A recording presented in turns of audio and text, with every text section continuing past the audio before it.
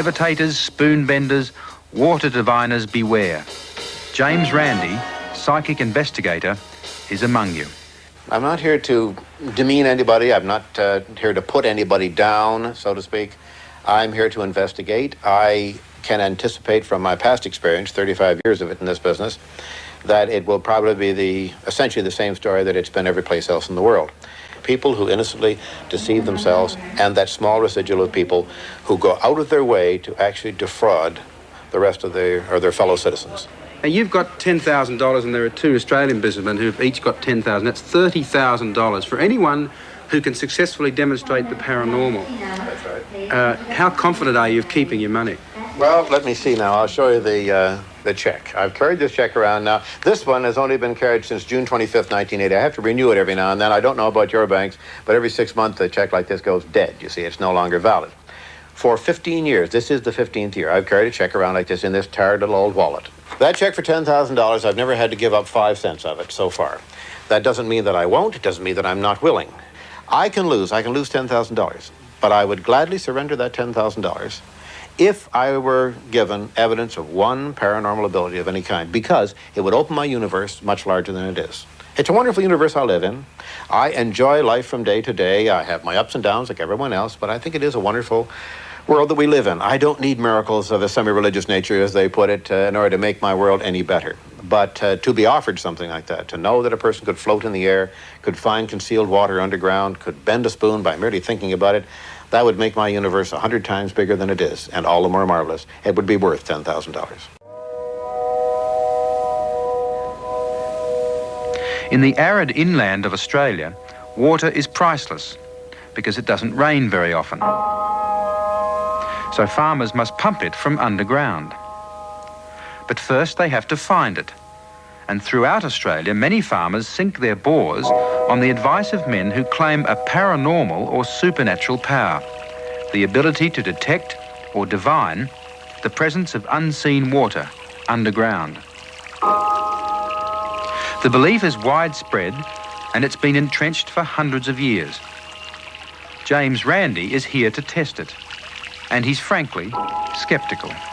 And I am told from my correspondence here and from other people who have been here that this seems to be a very popular delusion, the idea that people can douse with a fork stick or bent coat hangers or whatever, that they can actually find water. Well, if they can, all well and good. Again, my concern is not how they do it, but if they do it.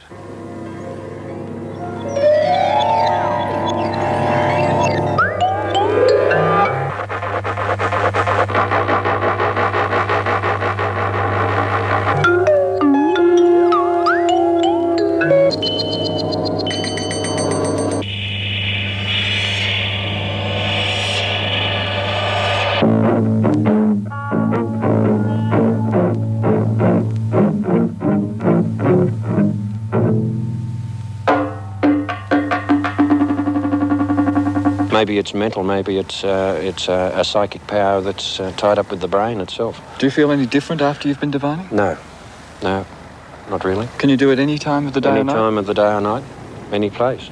Now, Max, you say that you can divine not only water, but you can divine from aerial photographs and you can divine gold and other metals. That's right, yes.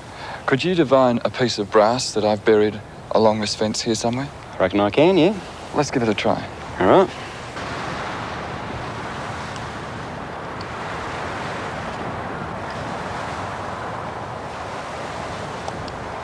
That shows you the direction, does it? Well, it does at times, yeah. But I'm just going to be careful that, because of this. Right.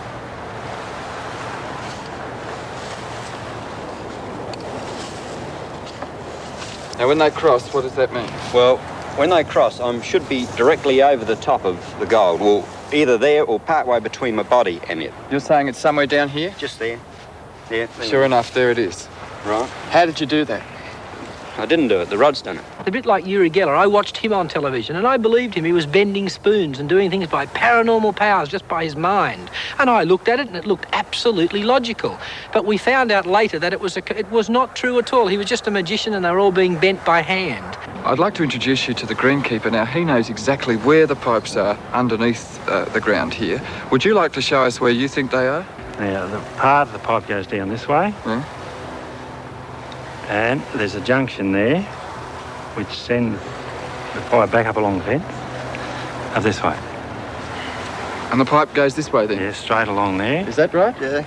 That's right. Can you make a living out of water divining? Well, I nearly reared my family on it. You really did? Yeah, at Gosford.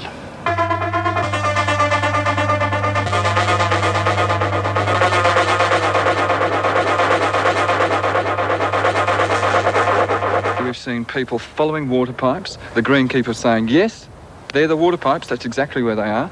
We saw a man find a little brass knob in a place where he didn't know where it had been planted. I mean, are you surprised by that? Well, no, because not one of those is a scientific test, unfortunately, because we can't obviously dig up the golf links to find out if the pipe is there, and we can't find out if no one saw where the particular piece of brass was hidden. Are you psychic?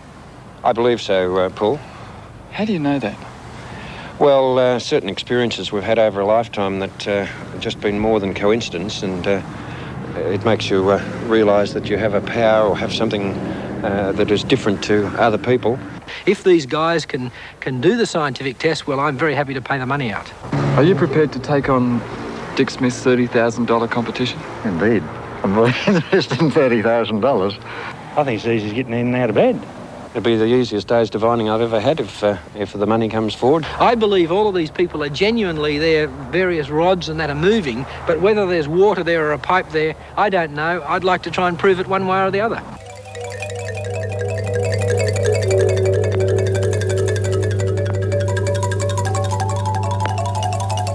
The cream of Australia's diviners gather in Sydney to take up the $30,000 challenge of the sceptical trio: Dick Smith, Philip Adams and James Randi. The idea is it's really very hard to keep it perfectly level, and relaxing your hand the slightest bit, it'll come up or it'll go down, one or the other, and you can't see any apparent movement of the hand. It's actually a tense system which is out of balance, and it's very hard to keep it in balance. This thing, I think there's something to it. There must be some. Oh, heavens, we've broken the only prop. Oh, well. Do you think if you see James Randi bending a spoon in the same way that little Ori does, that you'll think maybe Ori was just a magician? I will if I can see him do that genuinely, but... Right. Tell me, when Ori did it, what did he just do it in front of you, or yeah, what? he took the spoon and he just rubbed it and gradually it bent, just like that. Right. And you can't That was bend pretty it. convincing. It's almost... I haven't tried to bend it. I wanted to preserve it as it was. Yeah. Those claiming paranormal powers have enjoyed good and largely uncritical publicity from the Australian media. But now it's the turn of the skeptics. Well, it bent in front of my eyes and the film crew's But why eyes. wouldn't little Ori be sort of used by BHP and all these companies for bending metals and everything? Because, I mean, I really mean that. It just seems incredible. Well, I mean, that's another thing, isn't it? But look, I saw that bend. Now, you can say it didn't bend, that it was trickery or whatever. Right. But until you can prove it scientifically, I know what I saw. Tricks don't look like trickery if they're well done.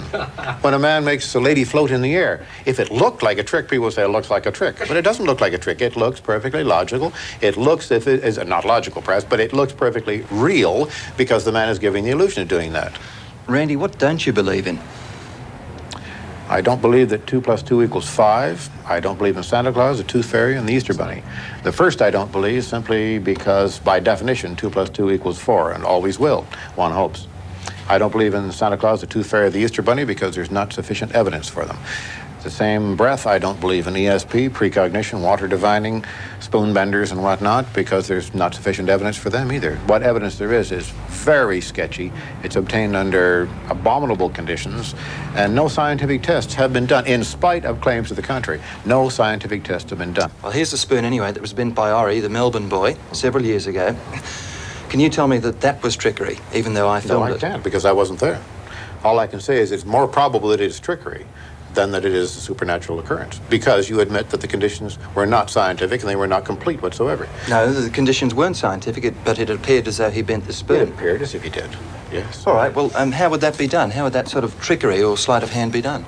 Would you take this spoon and hold it between your fingers like this in front of me, like that? Put your elbows on the table. Yeah. So let's present it so that it is thoroughly visible. Now, You're holding it firmly. Pinch it like that so that you have good control over it. Yes. Fine. Turn it just a little bit sideways, a little bit like that. That's fine. Now, I'm really going to stroke it with my index finger. I'm not putting undue pressure on it. If I put pressure on it like that, I would move your arms, right? Right. I'm not putting undue pressure on it. You're going to get a remarkable illusion taking place here. You will think, if you aren't very careful, you will begin to think that it looks rubbery. Am I correct? Yes. Now, I'm putting very little, hold it very, very lightly. Very, very, so you're barely holding it. Look at this. It appears as if it's getting rubbery. Let go of it for a second, if you will. Now, I'm just going to hold it like this, and I'm just going to... Heavens to gimbals, is there no end to the man's clever? I did it rather well, I think. No, I think you did it very well, but how did you do it? If I were to tell you that, you'd be as smart as I am. And I don't want you to be quite as smart as I am, because then you wouldn't sleep well at night. Come on. Now, this is, you say this is the one that Ori bent. Yeah. Look, just by stroking it gently at that, it bends. Isn't that fantastic? That's amazing. Now, if I put it beside this one, there's a very evident difference on that trick. Yes. Take this between your hands and see if you can bend it. Go ahead. And it's done. Watch. You see, it was done while you're looking away. That's a different contour altogether. I simply took it as I called your attention to this, dropped it below the table, gave it a bend against my leg. With the other one? Indeed it is. And if you watch the film carefully, you'll see that that's exactly what happened. But can you say that because that was an illusion, that the people who purport to bend spoons are illusionists? No, but I can say there are two explanations. Either that they have supernatural powers, which means that all of science for the last many, many centuries, thousands of years, is down the drain. Law of inverse squares, conservation of energy, then the laws of thermodynamics are absolutely down the drain. We have to rewrite all of that. That's one explanation. The second is that it's a simple trick. Which is the more likely of the two solutions? Of course, the second one, that it is a simple trick. Why are you so interested in showing that some people might be illusionists? I saw a spirit church operating, a spiritualist church, I should say, in which they were apparently getting messages from the dead, with holding envelopes with sealed messages inside them to their foreheads. And in watching that, I recognized that I was seeing something that was in the magic books. I mean, something that was legitimately in the magic books and was a regular routine that was performed by magicians on stage for purposes of entertainment. When I saw that, in conjunction with a few of my comrades at the time, we were all really dismayed. We saw little ladies sitting there with tears running down their faces, believing they were getting messages from the beyond. We saw all kinds of flummery being done. From that moment on, I was convinced of one thing, that I had to eventually use my expertise and my authority in this field to convince people that they could easily be fooled. It's time that the scientists spoke up. It's time also the magicians, who know better in this sort of field, that they speak up and say when they see another magician working. And it's time that the newspapers and the media in general stop promoting belief in this paranormal nonsense, because it is claptrap and flummery from end to end. They must take a rational point of view, and they must introduce a skeptical point of view.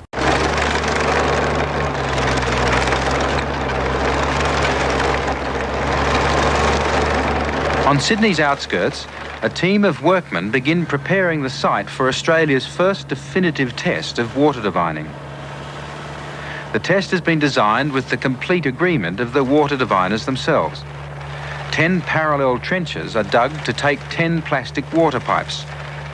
The diviners will have to detect in which pipe the water is flowing. Now what the pipe's 1 metre apart? Where's the tail one going to go? Probably about 20 feet down. Right, and that's down? going to be left open, and can we get little holes in the top of the pipes? So I can, yeah, I'll put valve box on all of these. Right, but if we just have little holes in the top of the pipe to know that there is water flowing, you know, just to so prove someone that, can see that. so that anyone who looks at it can tell there is water flowing in that pipe. Right, now have you got, what are you going to use, a bin here? Let's have a look here. Where's the valve box? See, is that okay for you? Oh, that's now water flowing through a pipe like this. Oh, and there's a box. Such a volume. What a beautiful job you've done. Hold on. This valve box will go. Each valve will be in the ground. Yes. Oh, very good. That's excellent. Excellent. Perfect. Oh, very good. Just hold on. That mounts like there. And that'll just go over the top of it. Lovely. Goes over there. Lovely. We're not going to bury this until tomorrow, are we? No. We want them to see that it is a legitimate setup, that the pipes are in the ground. They must understand every fact about this thing. Up until the last moment, they will not understand in which pipe the water is flowing. Right. In fact, I won't know it because someone else is going to bury it on. Yep. And then we'll bury it after they've seen it today. No, we don't want to bury it until tomorrow. We bury it moments before. Oh. So they're absolutely sure that nothing took place overnight. They're going to suspect, because the powers, I think, will not work, they're going to suspect some chicanery. We've got to show them every detail of it. They must be absolutely assured in their own minds that the test is being done fairly. And then they each do a divining test over the area beforehand to check that there's no water that's going to worry them. Well, they've got to say where it is. And if they say that it's near pipe number 6 or something, then we say, okay, we will not use 6. Then their chances are 1 out of 9. We hope we won't have to do that. You're doing all this work. Do you believe in water divining? Yeah. There's 10 pipes there, right? Yes. And they'll put water in one of those pipes. Yes. And you've got to find out which one it is. Yes, and then they'll drain that pipe, and then they'll put it in another pipe, and they've got to check the water in whichever other pipe it will be in. They've gone to quite some deal of effort and work to try and make it fair for all concerned, and I think we'll find that, in fact, I'm sure there'll be a result, and possibly 10 results tomorrow, the way things are looking. You think the 10 diviners will be able to get it right? I'll be very surprised if the 10 of them do not. I was always sceptical, very sceptical. He found it, but I thought, oh, it's coincidence. I don't know, but I didn't believe it. What's your success rate in water divining? 100%. But I believe it now. What sort of divining rod do you use? So you're right every time? Yes, I haven't failed. It's just off our mulberry tree at home. Some people use steel ones. Yes, Bob doesn't know about that. No, some people use steel like that in their hands, and some use the two, and then they sort of cross. Yeah. But if you asked me to depth it with that method, well, I couldn't do it. You can only depth it with the wood. Only depth it with the wood. And you are better with the wood, Farm.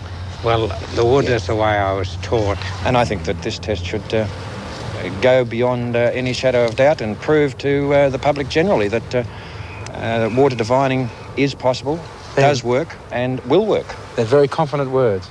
I'm sure. Well, if you've had success at this game, you become confident in it. What do you reckon they'll say, if they fail?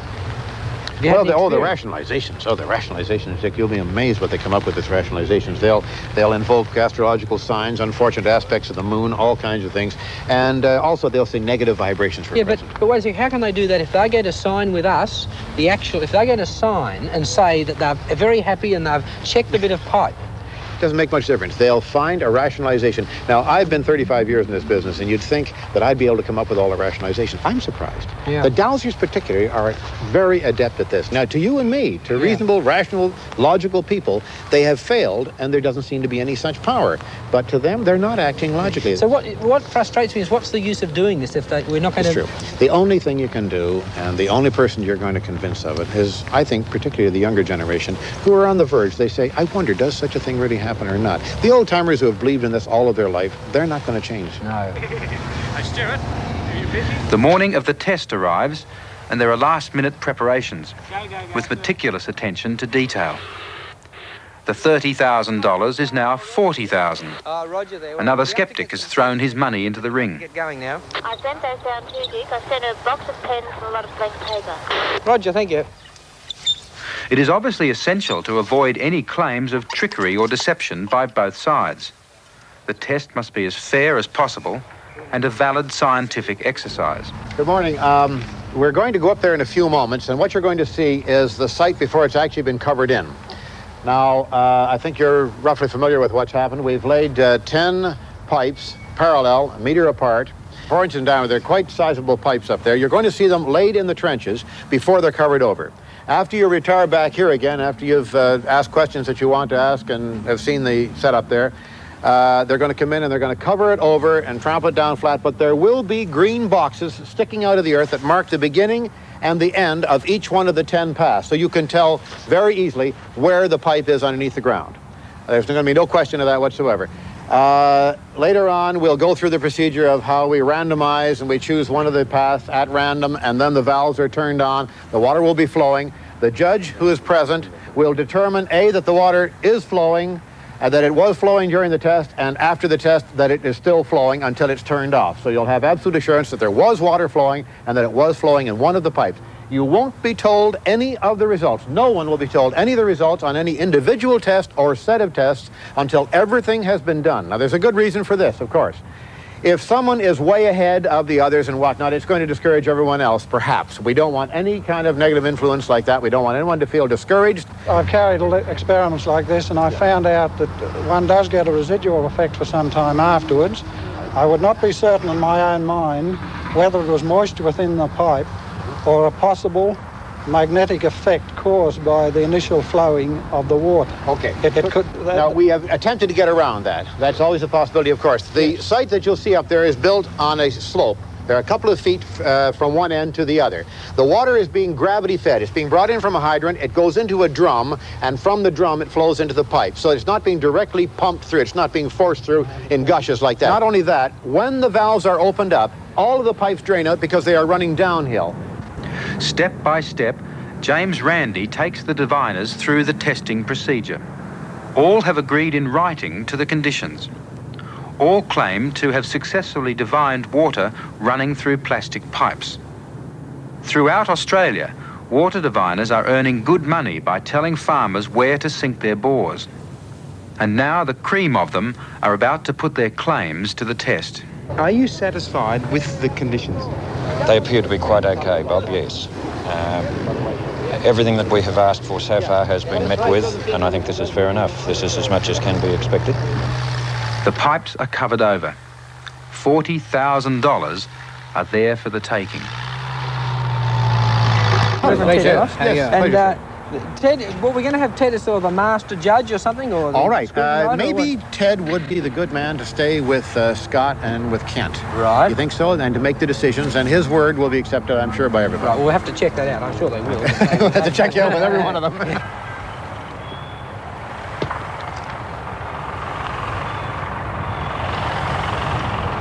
First, before any water is turned on, each diviner checks the area to make sure it's clear of interference. It seems clear. Clear. You find it's clear. Okay, just right in the square, Ted. Clear. Yeah. Okay? Put it back in the bag, replace it now. Now we're going to turn on number 9 right in front of you to see what happens. I want you to go back to that position as soon as we've turned it on. And then you will come down here and ascertain that you get the dowsing reaction here. As soon as it's open, let me know. And now, with the diviner's knowledge, water is sent flowing through pipe number 9.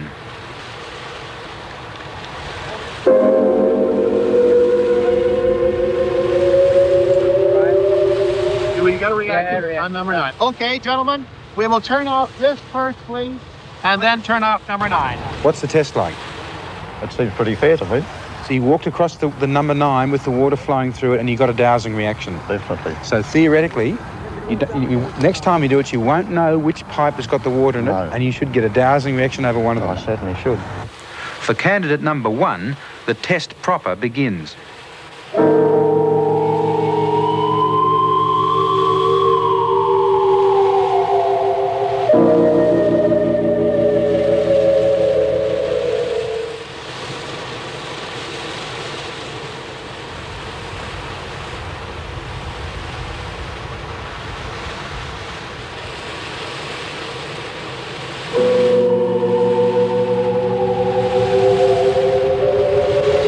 The diviner is not told the correct result, which is scrutinised by the Reverend Ted Noffs.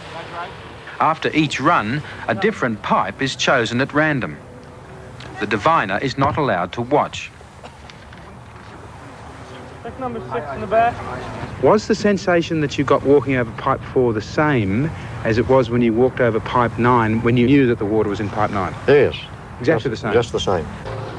He divined number 4. Yes. Which pipe was the water running through? Well, I'm not supposed to know that, because I'm supposed to be doing this in a double-blind fashion. Yeah, but I mean... And if I knew even, I wouldn't reveal it to you now, because people are standing here watching. You have a reporter less than a foot behind your shoulder, and he would know it too. Did he get the right one? I can't tell you that.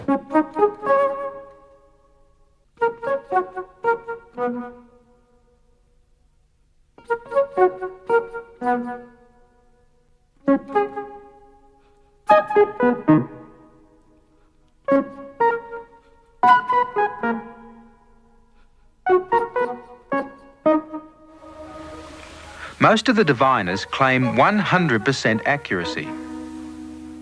But what if divining does not work? What if it's pure fiction?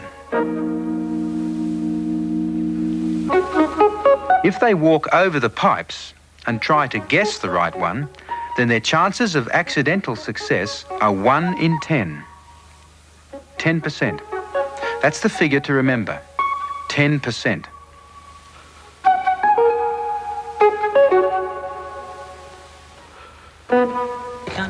The value is roughly 14,000. $14,000. Approximately. Right, so if they And win... it's the purest gold in Australia. Right. Now, what's Australian Mr. Lynch there? It's Australian Bullion Company gold, isn't it? Is it Purest gold in What's his first Australia. name? Mike. Mike, can you come here? Is that... do you want to just check a divining thing on that? Okay.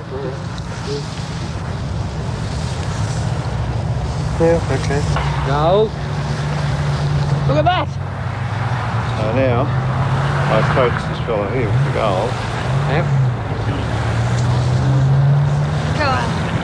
So that's the gold. What's it, the actual gold pulling those rods around, or is it just your hand? It's a mental attitude to the whole show. But if you don't know where the gold is, if it's in a cardboard box, how can your mental attitude work? Well, you know first of all what you're looking for, whether it's metal or gold. Right. But you tune yourself in to whatever you're searching for.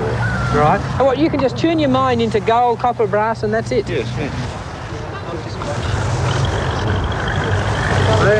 The box doesn't worry. He's easily not worried about the box. Well, I'd say they're going to take the money. There's no reason.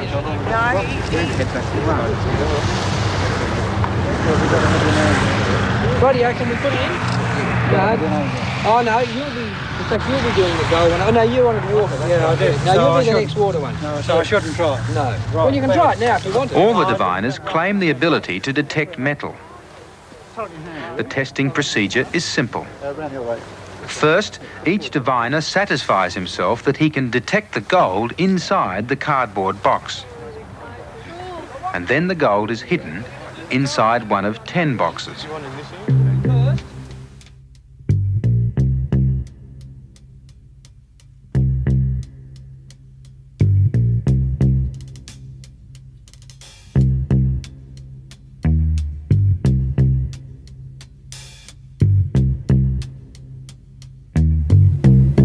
Feels like somebody's got a little bit of cotton tied around the end and pulls the wire around. There's no question about it. How did the gentleman with the hat go? Not very well, Bob. In test 1, the gold was in box 6, he picked number 4. Test 2 was in number 7, he picked number 2. Test 3 was in number 7, he picked number 2. In test 4, in box 9, he picked number 1. In test 5 was in box 9, he picked number 6. So he didn't get any right at all. 10 out of 10? Well, we hope that's, what happens. But you were dead certain, obviously. Oh, of course I'm dead certain, yes.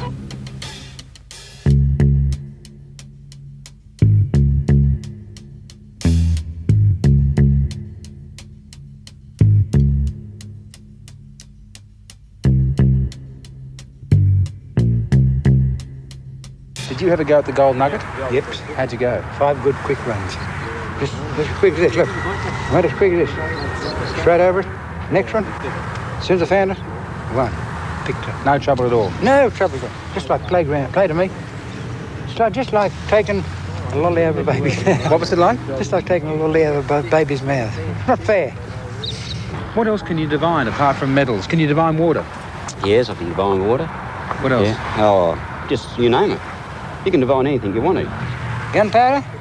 You can divine gunpowder? Gunpowder, diamonds. Just over that object there, that's emitting a form of a beam or ray or whatever you want to call it, and you're just picking up the signal from it. That's for bones.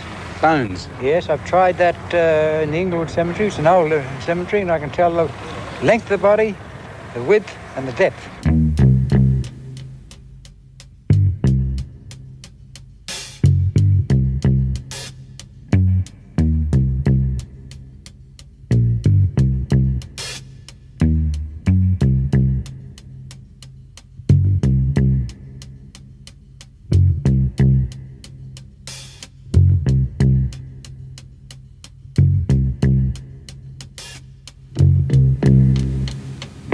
And if I can get somebody to give me a quarter teaspoonful of marijuana, I'd like to. I'm sure I can find something to divine that. Divine marijuana? Yeah. What for? Well, then I'd go down and train somebody at every port. Oh, yeah. See, and then all they got to do is go around the top of the ship.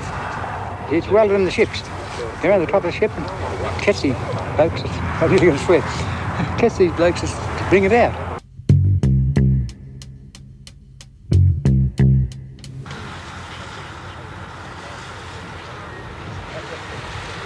During the day, more than 100 test runs over both water and metal are made by the diviners. And under the watchful gaze of the Reverend Ted Noffs and Father Laurie Drake, who buried their ecumenical differences in the name of scientific inquiry, no skullduggery was observed.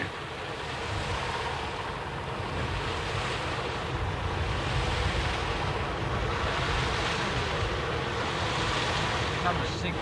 6. Head 6. 6? Yeah. There's the counter. Okay. Yeah, Put this got the little console. sock. Yes, the one he was. Okay. The one he was.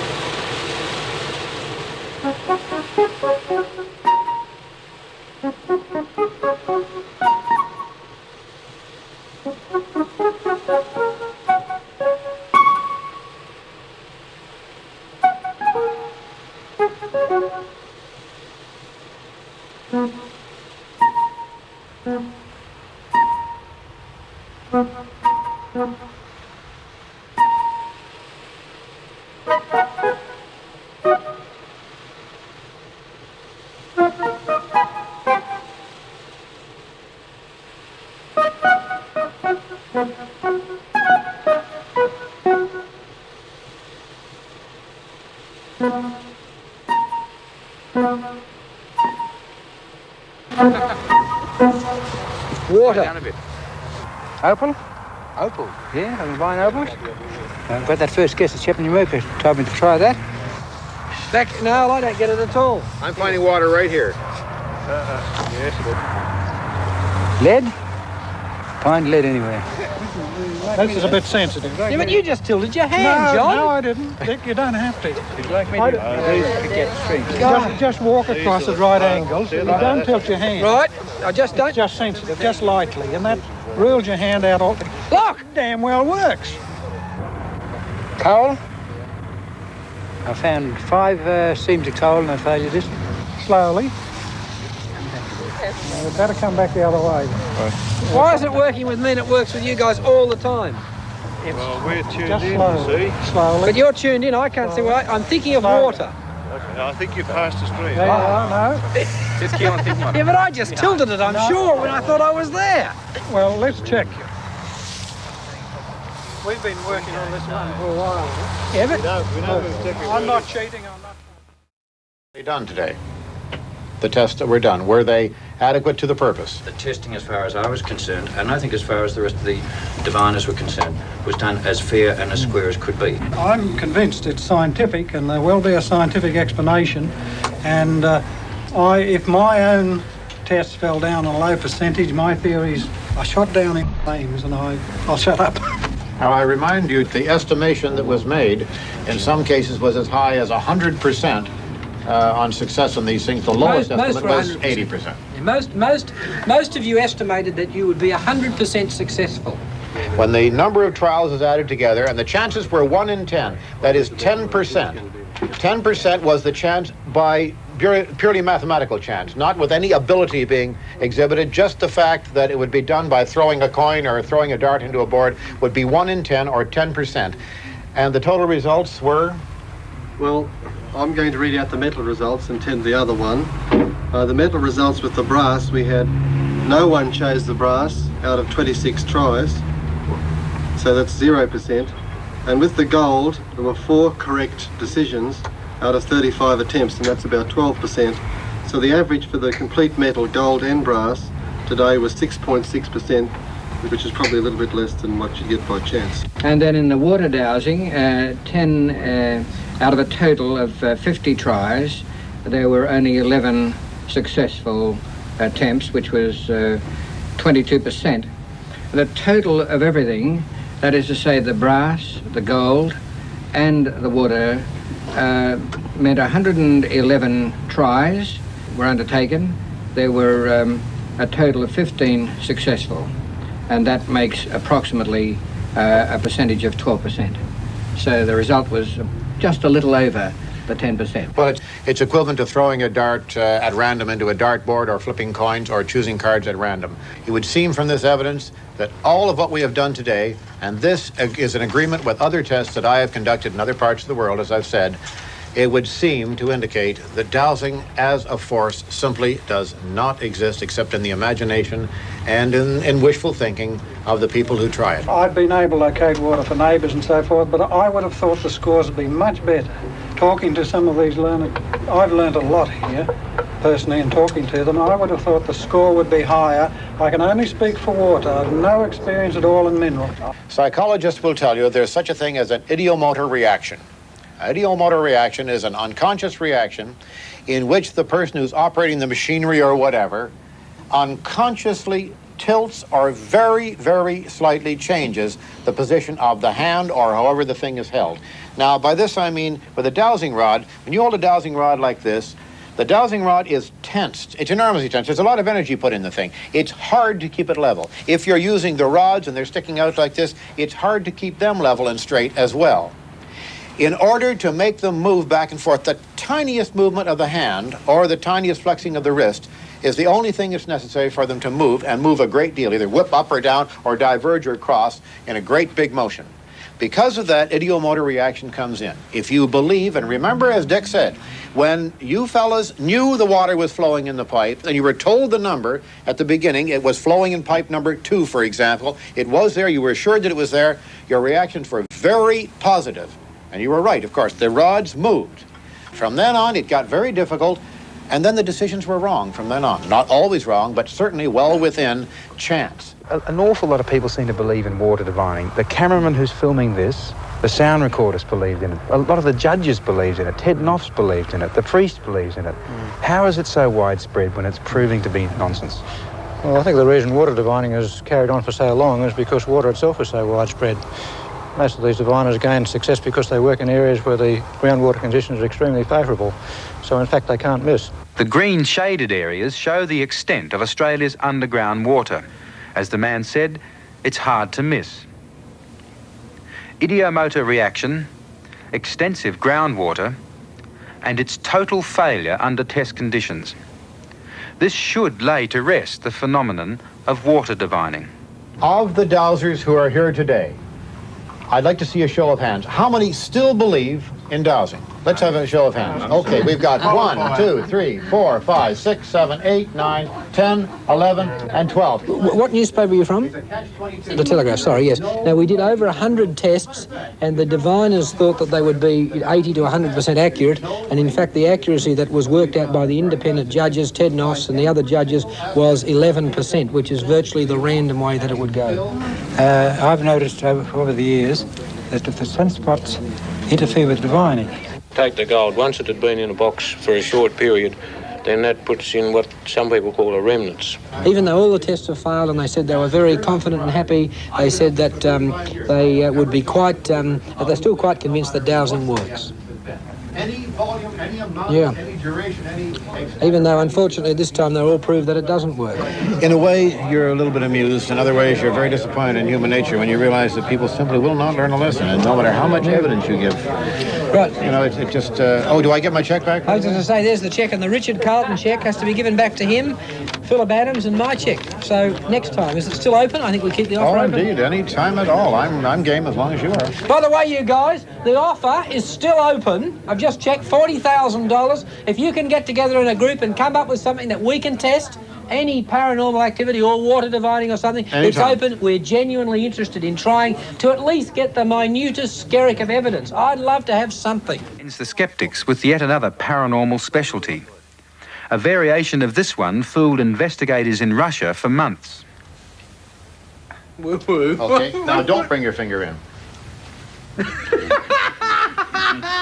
blowing it. Are you? He's blowing it! Oh. You pay too much attention to this. Did you notice that? You pay too much attention to this business. Watch now as the hand moves it. Watch my mouth. Look. Yes. And then when you want to go the opposite way. Yeah. Oh! I knew he had lips up his whiskers. Yes. But watch this. Watch this now. Here's a better one. No. See? It's astonishing. Try it yourself. Tell me, do you think, you know, if people believe in these things, is there any harm, even if they are deluding themselves? Of course there is. There's an enormous amount of harm in any kind of lie or deception. Whether it's political, whether it's scientific, it makes no difference. I think I've got a general principle in life that deception is a harmful element in life. And if a younger generation is raised to believe that there are things that go bump in the night, that there are marvelous things that can happen to them if only they'll subscribe to the Maharishi or whatever, then I think we've got a very big problem. We have to reach in, you have a serious problem here, I have to reach in a little further, and I hope that I can.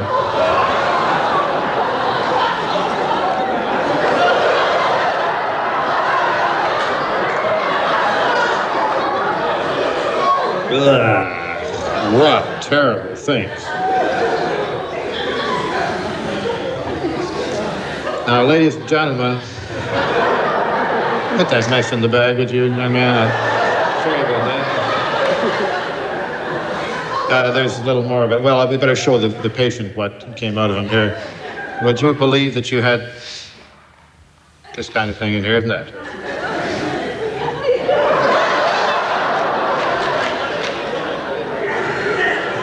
You're all right. Now let me just, I've got to heal the whole thing now after I've made such a terrible mess. So I would suggest that you take a good long bath tonight. Yeah, that's what I'm saying. There, we seem to have, there we go. Now a little bit of vinegar and tomato sauce. Okay. Sir, I want to thank you very much for coming up on stage. If you'll get dressed now, you'll do very disrespectful. For 35 years, James Randi has used humour and trickery to try to convince people that unquestioning belief in the paranormal can be a dangerous thing. I hate to wash up in front of the audience like this, but we surgeons have to do things when we can. Okay, folks, it looks amusing. Psychic surgery works all right. It makes the psychic surgeons very wealthy.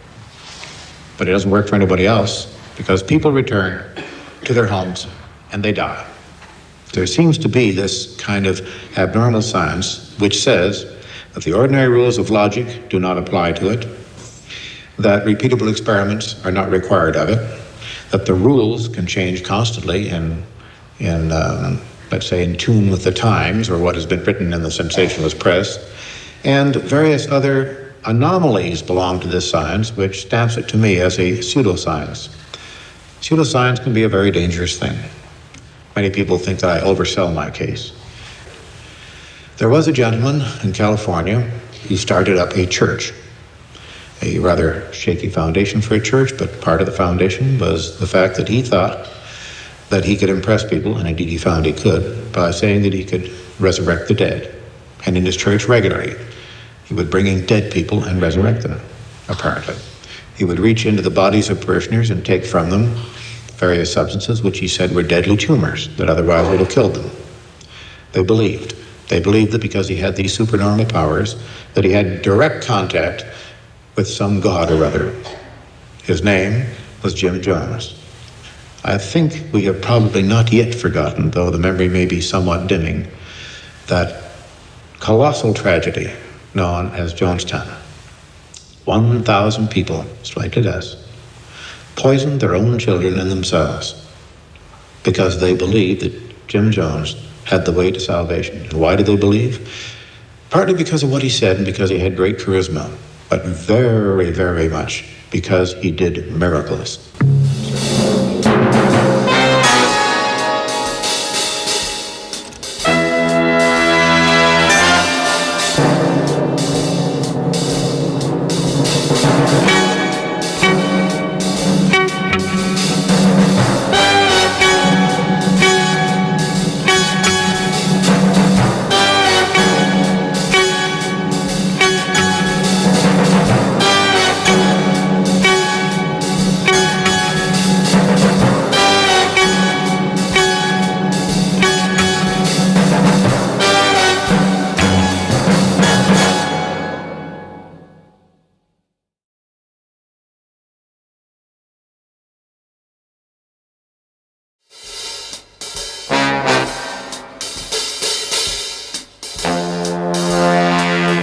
Levitators, spoon benders, water diviners.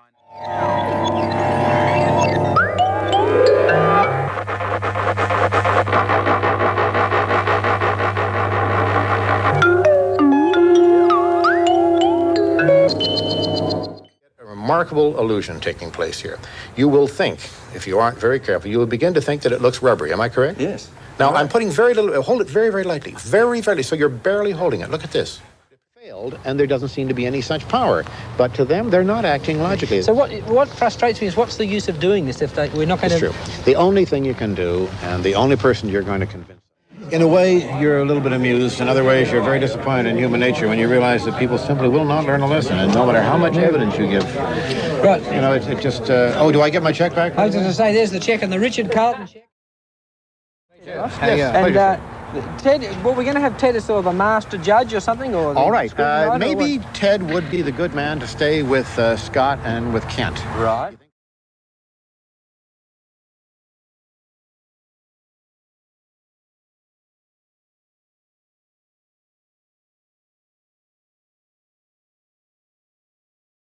This kind of abnormal science, which says that the ordinary rules of logic do not apply to it, that repeatable experiments are not required of it, that the rules can change constantly in let's say, in tune with the times or what has been written in the sensationalist press, and various other anomalies belong to this science, which stamps it to me as a pseudoscience.